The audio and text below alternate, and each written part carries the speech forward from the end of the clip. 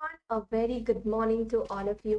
सबसे पहले आप सभी का बहुत बहुत स्वागत है अन अकेडमी के इस पर्टिकुलर चैनल पे let's crack UPSC CSC Hindi पे। स्टूडेंट्स, मैं हूँ प्रिया और एक बार फिर से आप सभी के लिए एक बहुत ही इम्पॉर्टेंट न्यूज़ लेके आप सबके सामने आई हूँ। आज की जो इम्पॉर्टेंट टॉपिक है जिसकी हम चर्चा करने वाले हैं वो है रिसेंटली कराची बंदरगाह पर ऐसे वॉरशिप और सबमरीन दिखे हैं चीन के, और भारत के लिए इसके क्या मायने हो सकते हैं हम इसके बारे में चर्चा करेंगे। ठीक है, तो डिस्कस करेंगे ये पूरा का पूरा मामला क्या है और साथ ही आपके एग्जाम पॉइंट ऑफ व्यू से ये कैसे रेलिवेंट है ये भी मैं आपको बताऊंगी। लेकिन उससे पहले मैं आपको एक बहुत ही इम्पॉर्टेंट इंफॉर्मेशन यहाँ पे देना चाहती हूँ। आपके लिए फाउंडेशन बैच 2025 के लिए शुरू हो रहा है। अगर आप भी 2025 का टारगेट कर रहे हैं, अगर आपका सपना है कि 2025 में यूपीएससी आप क्रैक कर ले, तो आप इन बैचेस में सब्सक्रिप्शन ले सकते हैं। स्टूडेंट्स, इंडिया के बेस्ट एजुकेटर से आपको पढ़ने को मिलेगा, सारे डाउट्स सॉल्व करने मिलेगा, प्रीवियस ईयर्स क्वेश्चंस आपको कराए जाएंगे और साथ ही हर एक पर्टिकुलर स्टेजेस के लिए आपको प्रॉपर गाइडेंस यहाँ पे दिया जाएगा। इतना ही नहीं, मैं आपको बता दूं रिसेंटली सिर्फ दिवाली के लिए ये ऑफर आप लोगों के लिए चल रहा है। अप टू 50% आप लोगों के लिए अगर अभी सब्सक्रिप्शन लेते हैं तो ऑफ है। साथ में स्टूडेंट से 6 महीने का एक्सटेंशन भी मिलेगा। पहले जो 100 सब्सक्राइबर्स होंगे उनको हमारी तरफ से नोट्स 2.0 भी दिया जाएगा। साथ ही मैं आपको यहाँ पे बताना चाहूंगी प्रिया 30 जो आपको दिख रहा है ये मेरा कोड है। तो इतने सारे ऑफर्स के बाद भी इस कोड का इस्तेमाल करके आपको 10% डिस्काउंट और मिल जाएगा, है ना। तो आप जो है ये ऑफर सिर्फ आज तक वैलिड है। आज के बाद वापस से जो पुराना जो हमारा प्राइसिंग था वो शुरू हो जाएगा, तो आप इसको अवेल कर सकते हैं। बहुत ही अच्छा मौका है आप लोगों के लिए। और यहाँ पे एक और इम्पॉर्टेंट मैं आपको इन्फॉर्मेशन बताना चाहूँगी स्टूडेंट्स की, हम आपके साथ खड़े हैं। आपका जो सफ़र है अभ्यर्थी से अधिकारी बनने तक का, वो पूरा का पूरा जो सफर है उसके लिए हम यहाँ पे आपके साथ खड़े हैं। आपका अगर किसी भी स्टेज में सिलेक्शन नहीं होता है, अगर आप प्रीलिम्स भी क्वालिफाई नहीं कर पाते, तो ऐसे केस में आपको 2 साल का स्टूडेंट्स फ्री सब्सक्रिप्शन मिलेगा, ताकि आपको दोबारा मौका मिल सके, अपनी तैयारी को आप और बेहतर बना सके, आप अपनी गलतियों को रियलाइज करें और साथ ही फोकस कर सके उनको सुधारने पर। तो ये मौका एक्सक्लूसिवली आपके लिए हम लेके आए हैं। यहाँ पे आपको बता दूं ऑप्शनल जो बैचेस हैं वो भी शुरू हो रहे हैं और ईएमआई ऑप्शंस आपके लिए अवेलेबल हैं। देखिए, कोई भी डाउट है इससे रिलेटेड तो दिए गए नंबर्स पे आप कॉल करके जानकारी ले सकते हैं और आप सब्सक्रिप्शन ले सकते हैं। ठीक है, तो अब स्टूडेंट्स, ये जो रिसेंट मुद्दा है कराची बंदरगाह पे जो रिसेंटली चीन के वॉरशिप और सबमरीन्स देखे गए हैं, इसको लेकर भारत में किस तरह की चिंताएं हो सकती हैं? क्या ये सच में भारत के लिए एक चिंता का विषय है? देखिए, ये जो मुद्दा है ये आपके जीएस पेपर 2 यानी कि अंतरराष्ट्रीय संबंध जो है उससे रिलेटेड है। ठीक है, तो इससे रिलेटेड क्वेश्चंस आपके एग्जाम में पूछे जा सकते हैं। भारत और चाइना का जो संबंध है, ठीक है, उसके बारे में आपसे प्रश्न किए जा सकते हैं। साथ ही यहाँ पे पाकिस्तान और भारत के संबंधों की भी चर्चा की जा सकती है। ठीक है, तो सबसे पहले मैं आपको रीसेंट अपडेट बताना चाहूंगी। रिसेंटली पाकिस्तान की नौसेना और चीन की जो पीपल्स लिबरेशन आर्मी है यानी कि जो पीएलए है उसकी नौसेना जो है वो साझा अभ्यास कर रहे हैं। स्टूडेंट्स, दोनों नौसेनाओं का ये जो साझा अभ्यास है ये सी गार्जियन 2023 के नाम से रखा गया है, जिसकी शुरुआत हाल ही में कराची के पाकिस्तानी नौसेना डॉकयार्ड में किया गया है और इसी वजह से ये मुद्दा हम सबके सामने आया है। है ना। तो इसी वजह से ये आपके लिए जानना बेहद जरूरी हो जाता है, ठीक है। अब देखिए, ऐसा माना जा रहा है कि ये जो युद्धाभ्यास है, ये रणनीतिक तौर पर यदि देखा जाए तो जो समुद्री मार्ग है उनके साथ साथ शांति और स्थिरता को बढ़ावा देने के लिए किया जा रहा है। इस अभ्यास में पनडुब्बी रोधी अभियान यानी कि एंटी सबमरीन ऑपरेशंस भी शामिल है, और साथ ही ये अभ्यास 17 नवंबर को समाप्त होगा, ठीक है। पीपल्स लिबरेशन आर्मी दिल्ली ने सोमवार को ये बताया है कि ये जो अभ्यास है इसके दौरान चीन और पाकिस्तान पहली बार संयुक्त समुद्री गश्त करेंगे, और साथ ही ये जो रिसेंट मुद्दा हम सबके सामने आया है इसकी वजह से ये सवाल भी उठ रहा है कि दोनों पड़ोसी देशों के बीच ये जो जारी अभ्यास है इसको लेकर भारत की क्या प्रतिक्रिया सामने आ सकती है ना। भारत के लिए क्या ये किसी तरह का खतरा हो सकता है। तो इस तरह की चीजें जो है वो हम सबके लिए सामने आ रही हैं, क्वेश्चंस इस तरह के उठ रहे हैं, ठीक है। तो रीसेंट जो मुद्दा है आई होप आप समझ चुके हैं। अब आगे बढ़ते हुए मैं आपको थोड़ा सा सी गार्जियन 3 जो अभ्यास है यानी कि सी गार्जियन 3 एक्सरसाइज जो है इसके बारे में भी बता दूं। तो ये ऐसे समय में हो रहा है स्टूडेंट्स जब चीन ने हिंद महासागर के पानी में अपनी समुद्री मौजूदगी का काफी ज्यादा विस्तार किया है। इसमें अफ्रीका के हॉर्न स्थित जिबूती में एक प्रमुख बेस का निर्माण किया गया है, और क्षेत्रीय नौसेनाओं को कई आधुनिक प्लेटफॉर्मों की बिक्री भी इसमें शामिल है। हाल ही में चीन ने पाकिस्तानी नौसेना को 4 टाइप 054 AP फ्रिगेट भी दिए हैं। अब आप सोच रहे हो कि ये क्या है। मैं आपको बताना चाहूंगी कि पीपल्स लिबरेशन ऑफ चाइना से निर्देशित जो मिसाइल होते हैं उनके फ्रिगेट का ही ये एक तरह का वर्ग है, टाइप 054 AP, ठीक है। तो आई होप आपको इसका भी जो है थोड़ा सा आइडिया लग गया है ना। अब मैं आपको यहाँ पे एक और चीज यहाँ पे जो है उससे अपडेट करना चाहूंगी कि ये जो किंगदाएं हैं उनके नौसेना बेस के कमांडर रियर एडमिरल लियांग यांग और पाकिस्तान फ्लीट के जो कमांडर हैं वाइस एडमिरल महमूद फैसल अब्बासी, ये जो हैं दोनों ही इस मौके पर पहुंचे थे, और साथ ही दोनों ने ही इस साझा अभ्यास को नौसेनाओं के बीच जो है घनिष्ठ और रणनीतिक संबंधों का प्रतीक बताया, ठीक है। साथ ही मैं आपको यहाँ पे बता दूं कि पिछले साल क्या हुआ था, हिंद महासागर में कई सारी चीनी सर्विलांस और समुद्र विज्ञान सर्वेक्षण जहाज जो हैं उनका भी पता लगाया गया था। इस महीने की शुरुआत में स्टूडेंट्स क्या हुआ, चीन का एक महासागर अनुसंधान जहाज यानी कि ओशियन रिसर्च शिप जिसका नाम था शी यान 6, वो कोलंबो में रुका था, ठीक है। फिर ये तमिलनाडु के समुद्री तट और अंडमान निकोबार द्वीप समूह के बीच जो है वो उत्तर में बंगाल की खाड़ी में चला गया। तो ये जो है हाल ही में इस महीने के शुरुआत में ऐसा हुआ था। तो ये घटनाएं हमारे सामने आ रही हैं और इस वजह से थोड़ा सा चिंता जो है वो कई सारे लोगों को हो रहा है कि क्या ये भारत के लिए एक खतरे का मुद्दा बन सकता है।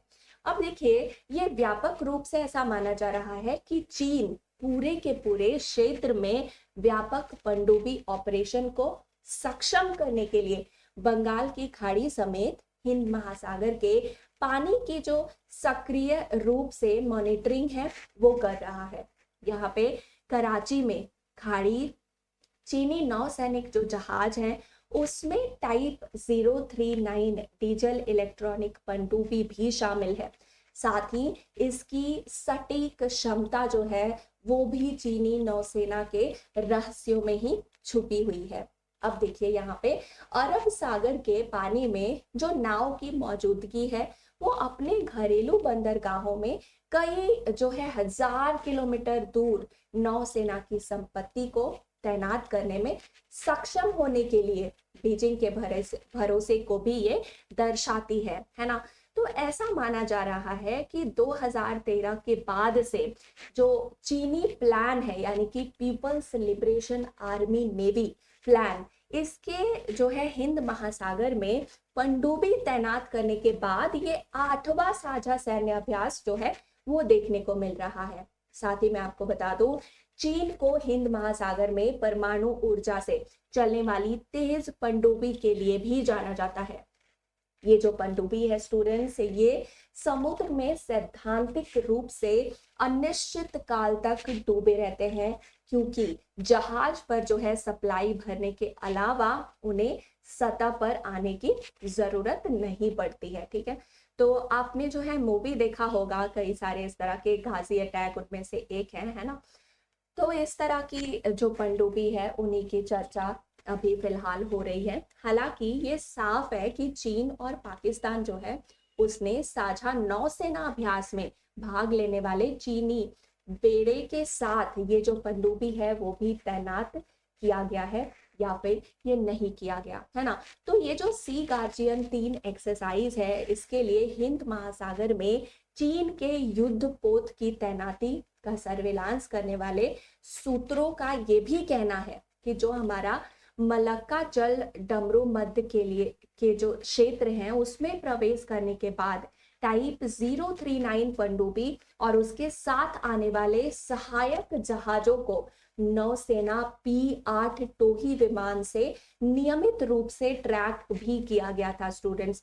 तो ये बहुत बड़ी हमारे लिए न्यूज़ है और इसके बारे में आपको ज़रूर अपडेटेड होना चाहिए। ठीक है, आपसे प्रीलिम्स में इस पे क्वेश्चंस किए जा सकते हैं और मेंस में तो डेफिनेटली इस पे क्वेश्चंस किए जा सकते हैं। ठीक है, सूत्रों का ये भी कहना है स्टूडेंट्स कि इस बात का संकेत है कि फ्यूचर में ऐसा हो सकता है कि इस क्षेत्र में चीन की बड़ी उपस्थिति हो रही है या फिर हो सकती है फ्यूचर में इस क्षेत्र में बहुत बड़ी उपस्थिति देखने को मिल सकती है। सूत्रों के मुताबिक यह अगर मगर का सवाल नहीं है कि चीन जो है वो हिंद महासागर क्षेत्र में एक कैरियर बैटल ग्रुप यानी कि वाहक युद्ध समूह को तैनात करने का फैसला कब कर सकता है, कोई नहीं जानता, कभी भी वो इस तरह का फैसला ले सकता है ना। साथ ही मैं आपको बताऊं, अप्रैल 2015 में क्या हुआ था, पाकिस्तान सरकार जो है कथित तौर पर $5 बिलियन के सौदे में टाइप 039 पनडुब्बियों के 8 वेरिएंट खरीदने पर सहमत हुई थी और इनमें से 4 पनडुब्बियों का निर्माण जो है Karachi shipyard and engineering workers करने वाले थे और अभी तक किसी भी पनडुब्बी की डिलीवरी नहीं की गई है। ठीक है, तो ये 2015 का अपडेट था, लेकिन अभी तक जो है किसी भी पनडुब्बी की डिलीवरी जो है नहीं की गई है, ये पता चला है। अब यहाँ पे जो पूर्व नौसेना प्रमुख है एडमिरल अरुण प्रकाश, उन्होंने ये कहा कि हमारे जानकारों और जो निर्णय निर्माताएं हैं उनको इस तथ्य का स्पष्ट रूप से स्वीकार करना जरूरी है कि हिंद महासागर में चीन की गहरी दिलचस्पी है, खासतौर पर इसके समुद्री जो मार्ग है जिससे चीन की ज्यादातर ऊर्जा, व्यापार, कच्चे माल और जो तैयार माल है उसके लिए चीन के लिए ये प्रमुख रूट है स्टूडेंट्स। तो इसके जो है परिणाम स्वरूप क्या देखा जाता है कि हिंद महासागर में चीन की नौसेना जो है उसकी बढ़ती हुई मौजूदगी देखा जाता है। चीन ने यहाँ पे युद्ध पोतों के साथ साथ पनडुब्बियां भी तैनात करके रखी हैं, उनका ये कहना था। साथ ही पूर्व नौसेना के प्रमुख ने ये भी बताया कि पिछले 2 दशकों में चीन ने जो इंडियन ओशियन रीजन है हमारा, उसके पास पर्याप्त समुद्री बेस बनाए हैं। इसे मोतियों की माला कहा जाता है ना। आप जानते हैं, आपने पढ़ा होगा स्ट्रिंग ऑफ पर्ल्स, और अगर आप नए हैं, अभी अभी आप यूपीएससी की तैयारी करने आए हैं, तो इसके बारे में जानना बहुत ही जरूरी है आपके लिए, है ना। चाइना की जो स्ट्रिंग ऑफ पर्ल्स पॉलिसी है, उन्होंने बताया कि 2 दशकों में चाइना ने जो हमारा इंडियन ओशियन रीजन है उसमें पर्याप्त समुद्री बेस बनाए हैं, जिसे स्ट्रिंग ऑफ पर्ल्स यानी मोतियों की माला कहा जाता है ना। तो वास्तव में ये चीन के जो है फ्रेंडली पोर्ट की एक सीरीज है जिन्हें चीन जो है फंडिंग करता है, और साथ ही चीन की जो नौसेना है वो जरूरत पड़ने पर इनका इस्तेमाल भी करती है स्टूडेंट्स। साल 2016 की यदि हम बात करें तो साल 2016 में चीन ने जिबूती में अपना पहला विदेशी मिलिट्री बेस तैयार किया था। साथ ही मैं आपको बता दूं, चीनी नौसेना संपत्तियों पर नजर रखने की प्रक्रिया भारतीय नौसेना की एक लगातार कोशिश रही है। चीनी जहाज प्रमुख रोक जो है पॉइंट्स मक्का, जलडमरू है ना, जलडमरू मध्य, फिर जो है लोम्बोक या फिर सुंडा जलडमरू मध्य के जरिए हिंद महासागर के पानी में प्रवेश करने के लिए पश्चिम की ओर जाते हैं, है ना, जिसकी वजह से भारतीय नौसेना के जो P-8 समुद्री टोही विमान और मिशन है उस पर तैनात युद्धपोत अक्सर चीनी जहाजों को रोकने और लंबे समय तक उनकी गतिविधियों पर नजर रखने के लिए तैनात रहते हैं, है ना। साथ ही आपको ये भी जान लेना चाहिए कि चीनी युद्धपोतों की जो आवाजाही है उस पर नजर रखने में भारत अमेरिका के साथ मिलकर काम करता है। अमेरिका अक्सर रियल टाइम खुफिया जानकारी के लिए भारत का एक प्रमुख समुद्री भागीदार रहा है। साथ ही मैं आपको बताऊं, यहाँ पे दोनों देशों के विदेश और रक्षा मंत्रियों के बीच जो है नई दिल्ली में 2+2 वार्ता हुई थी। इसमें क्या कहा गया था, दोनों पक्षों ने स्वतंत्र, खुले और समावेशी इंडो पैसिफिक की सुरक्षा के लिए अपनी मजबूत प्रतिबद्धता को रेखांकित किया था, और चीन का महत्वाकांक्षी बेल्ट एंड रोड इनिशिएटिव जो है स्टूडेंट्स वो भी इस 2+2 वार्ता का ही एक आधार था। ठीक है, तो बेल्ट एंड रोड इनिशिएटिव आपको याद है? देखिए, मैंने BRI के बारे में कुछ ही दिन पहले करंट अफेयर्स के सेशन में पढ़ाया था, मगर मैं आपको फिर बता देती हूँ। बेल्ट एंड रोड इनिशिएटिव जो है वो चीन को बाकी दुनिया से जोड़ने वाले 2 नए जो है इकोनॉमिक रूट के निर्माण की एक महत्वाकांक्षी पहल है। ठीक है, चाइना ने 2013 में 150 से अधिक देशों में निवेश करने के उद्देश्य से इसकी पहल की थी स्टूडेंट्स, और स्पेशली जो है बीजिंग पर हिंद महासागर क्षेत्र में जो बढ़ती हुई मजबूत समुद्री उपस्थिति है उसके माध्यम से इस पहल का समर्थन करता है। साथ ही यहाँ पे मैं आपको बताऊं, श्रीलंका जो है वो अपने बंदरगाहों और राजमार्गों से जुड़ी हुई परियोजनाओं के लिए चीन से मिलने वाली फंडिंग पर बहुत ही ज्यादा निर्भर है। इसके परिणाम स्वरूप जो है कुछ नेगेटिव एस्पेक्ट्स हमें देखने को मिले हैं। इस देश को अपना कर्ज चुकाने में भी संघर्ष करना पड़ा है। गहरे पानी वाले हम्बनतोता जो बंदरगाह है उसके मामले में भी ऐसा देखा गया था। अब इसे श्रीलंका ने आर्थिक रूप से विकसित होने के बाद इस बंदरगाह को 99 वर्षों के लिए चीन को पट्टे पर दिया था। ठीक है, तो इसके परिणाम स्वरूप क्या देखने को मिला कि पिछले साल चीन का एक रिसर्च ग्रुप जो है, एक रिसर्च शिप जो है युआन वांग 5, ये भारत के द्वारा उठाई गई सुरक्षा चिंताओं के बावजूद भी हम्बनतोता में रुका हुआ था। और ये बताया गया है कि ये जो जहाज था स्टूडेंट्स, ये ओडिशा के तट पर अब्दुल कलाम द्वीप से भारतीय मिसाइल परीक्षणों पर नजर रखने के मिशन पर था। सोचिए कितना ज्यादा ये खुफिया इंफॉर्मेशन कलेक्ट कर सकता था और हमारे लिए कितना खतरनाक हो सकता था, है ना। तो इस तरह की चीजें जो है देखने को मिली है। साथ ही मैं बताऊं यहाँ पे भारत के लिए इसमें क्या चिंता का विषय है। तो देखिए, अब अगर हम बात करें चीन पाकिस्तान के बीच जो हिंद महासागर में जारी नौसेना का युद्ध अभ्यास चल रहा है उससे भारत के लिए क्या चिंता हो सकता है, तो हमने देखा है कि पिछले साल हिंद महासागर में कई सारी चीनी निगरानी और समुद्र विज्ञान सर्वेक्षण जहाजों का भी पता चला है, जैसा कि हमने रिसेंटली डिस्कस किया है ना। तो स्टूडेंट्स, ऐसा माना जाता है कि चीन जो है वो अपनी सैन्य ताकत को बढ़ाने के लिए इस तरह के अभ्यास करता रहता है, क्योंकि भारत और चीन के बीच जो है कई तरह के विवाद पहले से ही हम देखते रहते हैं, है ना। और साथ ही यहाँ पे एक जो है और नेगेटिव एस्पेक्ट जो जुड़ गया था, वो है भारत के पाकिस्तान के साथ कई सारे मायनों में संबंध तीखे हैं, है ना। तो इसी वजह से भारत के लिए ये चर्चा का विषय हो सकता है कि कहीं इस अभ्यास से भारत को नेगेटिव इम्पैक्ट तो नहीं होगा। साथ ही चीन को हिंद महासागर में परमाणु ऊर्जा से चलने वाली जो तेज आक्रमण पनडुब्बियां हैं, उनका संचालन करने के लिए भी जाना जाता है। और भी कई सारी तकनीकों के लिए चीन काफी मशक्कत कर रहा है।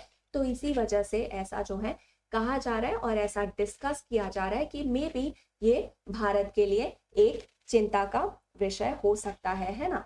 तो आई होप आपको टॉपिक जो है क्लियरली समझ में आया होगा। हमने टोटल डिटेल में ये डिस्कस किया पूरा का पूरा जो इशू था, है ना। साथ ही हमने चाइना का बेल्ट एंड रोड इनिशिएटिव, है ना, और साथ ही हमने हम्बनतोता पोर्ट जो है वो किस तरह से यूज कर रहा है चाइना, उसके बारे में भी हमने यहाँ पे बात किया, है ना।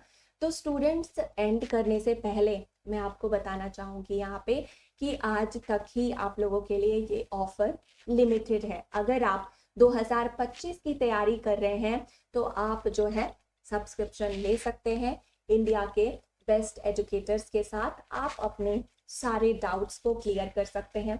Test series, mains answer writing और इंटरव्यू गाइडेंस, आपको हर एक स्टेज की यहाँ पे प्रॉपर तैयारी करवाई जाएगी, है ना। तो रीसेंट जो डबल धमाका ऑफर है उसमें आपको 50% तक डिस्काउंट मिलेगा। साथ ही 6 महीने का आपको फ्री एक्सटेंशन इसमें दिया जाएगा। और इसके साथ अगर आप पहले 100 सब्सक्राइबर्स में आ जाते हैं तो आपको नोट्स भी यहाँ पे प्रोवाइड हो जाएगा। स्टूडेंट्स, यहाँ पे देखिए, हम आपके साथ खड़े रहेंगे तब तक जब तक आप अभ्यर्थी से अधिकारी नहीं बन जाते। अगर किसी भी केस में आपका प्रीलिम्स, मेंस या इंटरव्यू में से कोई भी स्टेज क्लियर नहीं होता है तो ऐसे केस में आपको 2 साल तक फ्री जो है एक्सटेंड कर दिया जाएगा सब्सक्रिप्शन, और आप दोबारा से अपनी जो मिस्टेक्स हैं उस पर वर्क कर सकते हैं और टीचर से उनको क्लियर करके एग्जाम क्रैक कर सकते हैं, अपने सपने को साकार कर सकते हैं। ठीक है, ऑप्शनल बैचेस भी आपके लिए एक्सक्लूसिवली शुरू किए गए हैं, तो आप जो है इस तरह से अपना सब्सक्रिप्शन प्लान करके ले सकते हैं। ठीक है, सो स्टूडेंट्स, इसी के साथ मैं आपसे विदा लेती हूँ। फिर मिलूंगी एक और नए, बेहतर और इसी तरह के इम्पोर्टेंट टॉपिक के साथ आप सबसे। तब तक के लिए पढ़ते रहिए, आंसर लिखते रहिए, प्रैक्टिस ज़रूर कीजिए। नमस्कार।